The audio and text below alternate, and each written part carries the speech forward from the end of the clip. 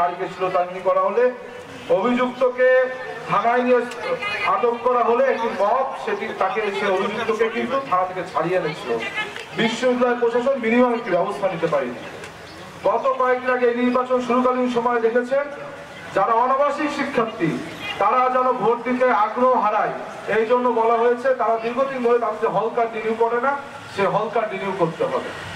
গত 4 থেকে 5 দিন পূর্বে হঠাৎ করে নির্বাচন কমিশন বললেন 9 সেপ্টেম্বর প্রয়োজনে আর্মি ডিপ্লয় করা হবে এবং সর্বশেষ দেখলেন বিশ্ববিদ্যালয় থেকে দীর্ঘদিন একটি ছুটি দেওয়া হলো।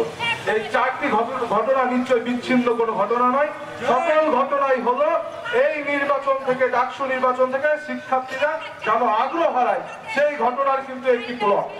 এবং সর্বশেষ তারা যখন এই 4টি ঘটনার পর দেখলো বিশ্ববিদ্যালয়ের শিক্ষার্থী এবং নারী শিক্ষার্থীদেরকে এত ভীত সন্ত্রস্ত করেও তাদের চোখে মুখে এখনো এই নির্বাচনের উৎসব আমেজ বইছে, ঠিক তখনই কিন্তু ইসলাম নামধারী একটি ইসলামের নাম লাগিয়ে একটি ছাত্র সংগঠনের এক কর্মী সর্বশেষ তাদের ট্রাম্প কার্ডটি খেললেন।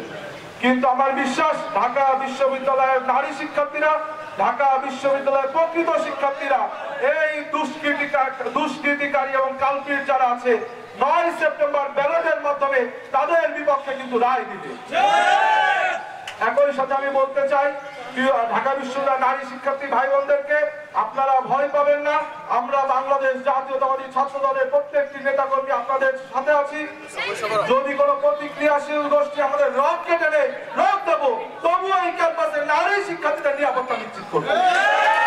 এবং আগামী দিনে আমরা যখনই বারংবার কথা বলছি যে আমরা নারী বান্ধব ক্যাম্পাস করবো, ঠিক সে সময় নারীদের বারংবার ভয়ের ভীতি সঞ্চার করা হচ্ছে, কিন্তু ঢাকা বিশ্ববিদ্যালয়ের নারীরা সোচ্চার রয়েছে এবং আমরা আশা করছি কোন প্রতিক্রিয়াশীল গোষ্ঠীর প্রতিক্রিয়ায় ঢাকা বিশ্ববিদ্যালয় চলবে না।